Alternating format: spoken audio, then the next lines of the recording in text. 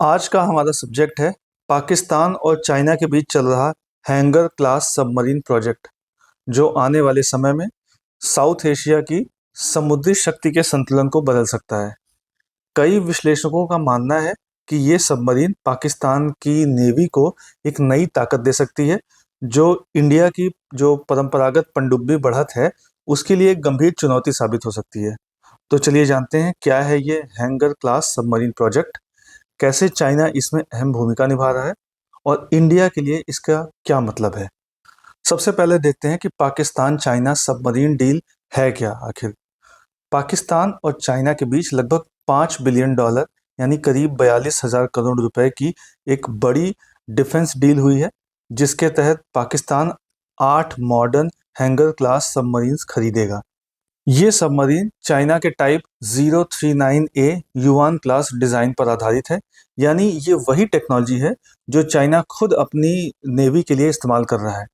इनमें से 4 submarine China में बनाई जा रही हैं और बाकी 4 पाकिस्तान के Karachi shipyard and engineering works में असेंबल की जा रही हैं।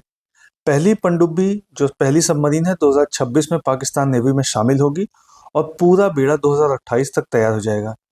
ये सहयोग सिर्फ रक्षा समझौता नहीं है, बल्कि चाइना पाकिस्तान की बढ़ती सैन्य साझेदारी का एक गहरा संकेत है, जो जमीन से लेकर समुद्र तक फैल चुकी है।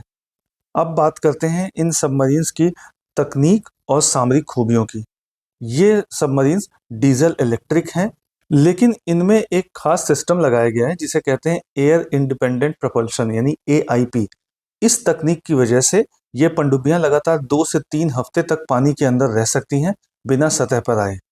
जहां आम पनडुब्बियों को हर 2 से 3 दिन में सतह पर आकर बैटरी चार्ज करनी पड़ती है, वहीं AIP सिस्टम वाली सबमरीन स्टेल्थ यानी गुप्त संचालन क्षमता में बहुत आगे होती हैं। इनके पास मॉडर्न सेंसर्स, एडवांस्ड टॉर्पीडोज और एंटी शिप मिसाइल्स लगे हैं। पाकिस्तान इन्हें फ्यूचर में अपने Babur 3 nuclear capable cruise missile से लैस करने की योजना भी बना रहा है, जो पाकिस्तान को स्ट्रेटेजिक डेटरेंट बना देगा। इसका मतलब साफ है, पाकिस्तान की नेवी अब सिर्फ रक्षा नहीं बल्कि प्रहार की क्षमता भी हासिल करने जा रही है। अगर हम बात करें इंडिया की, तो इंडियन नेवी के पास फिलहाल लगभग 16 कन्वेंशनल सबमरीन्स हैं। इनमें शामिल हैं 6 स्कॉर्पियन क्लास सबमरीन्स जो कि फ्रेंच ओरिजिन है, 6 रशियन किलो क्लास सबमरीन्स और उसके अलावा 4 जर्मन HDW सबमरीन्स। लेकिन यहाँ समस्या ये है कि इनमें से कई सबमरीन पुरानी हो चुकी हैं और इंडिया का प्रोजेक्ट 75I अब तक शुरू नहीं हो पाया है।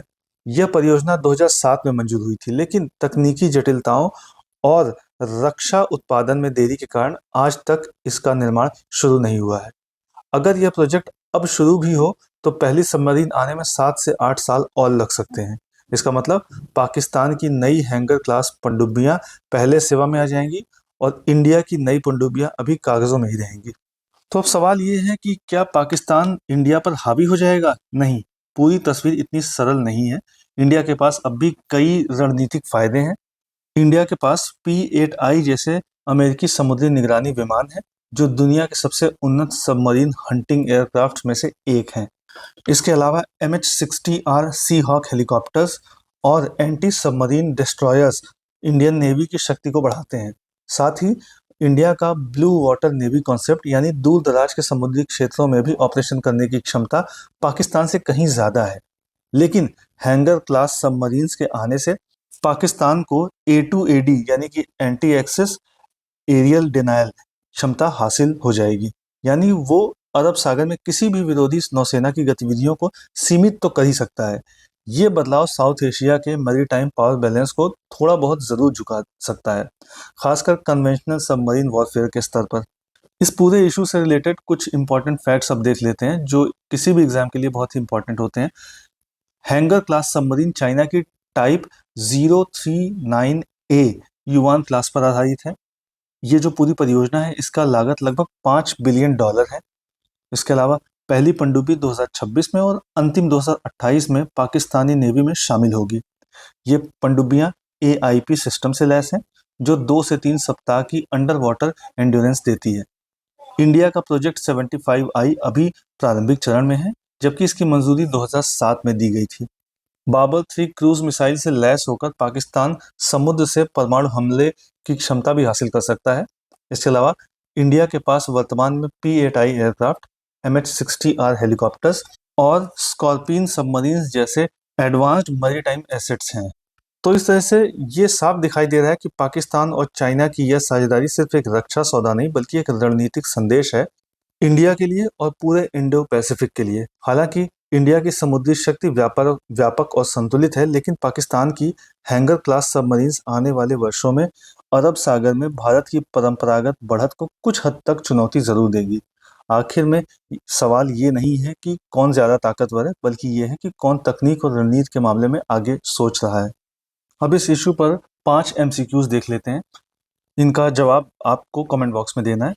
पहला क्वेश्चन है, Pakistan's Hangor class submarines are based on which Chinese design, यानी जो हैंगर क्लास सबमरीन है वो किस चाइनीज डिजाइन पर आधारित है। Option A type 041 song class, type 039 A Yuan class, option B था। ऑप्शन सी है टाइप 093 शांग क्लास, या फिर ऑप्शन डी 094 जिन क्लास। जो भी सही आंसर है आप कमेंट में बताएं। दूसरा क्वेश्चन है, how many Hangor class submarine is Pakistan expected to receive under the deal with China, यानी ये जो डील हो रही है इसमें पाकिस्तान को कितनी सबमरीन्स मिलेंगी। Option A 4, option B 6, option C 8 submarines मिलेंगी, या फिर ऑप्शन डी 10 सबमरीन्स पाकिस्तान को मिलेंगी चाइना की तरफ से। तीसरा क्वेश्चन है, When is the first hanger class submarine expected to enter service with the Pakistan navy, यानी ये जो जितनी भी हैंगर क्लास सबमरीन्स मिलेंगी उनमें पहली जो है वो कब तक पाकिस्तान नेवी में शामिल हो जाएगी। ऑप्शन ए 2025, मतलब ये एक्सपेक्टेड है। ऑप्शन बी 2026, ऑप्शन सी 2027, या फिर ऑप्शन डी 2028।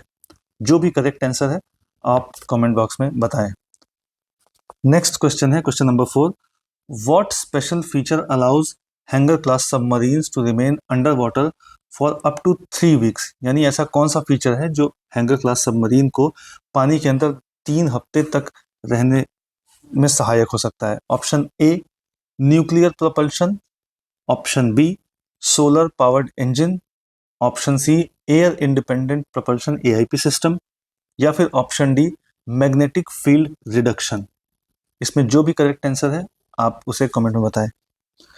अब पांचवा क्वेश्चन है, which Indian submarine project aims to build 6 new AIP equipped submarines but has faced long delays, India का ऐसा कौन सा प्रोजेक्ट है जिसमें 6 नई AIP इक्विप्ड सबमरीन्स बननी है लेकिन वो डिले हो रहा है। Option A project 75, option B project 28, option C project 75I, या फिर ऑप्शन डी प्रोजेक्ट 99। तो इसका जो भी करेक्ट आंसर आप बताएं। अगर वीडियो अच्छा लगा तो लाइक शेयर और कमेंट करें। इसी तरह के और भी अपडेट्स जानने के लिए सब्सक्राइब करें एजलेसनेस।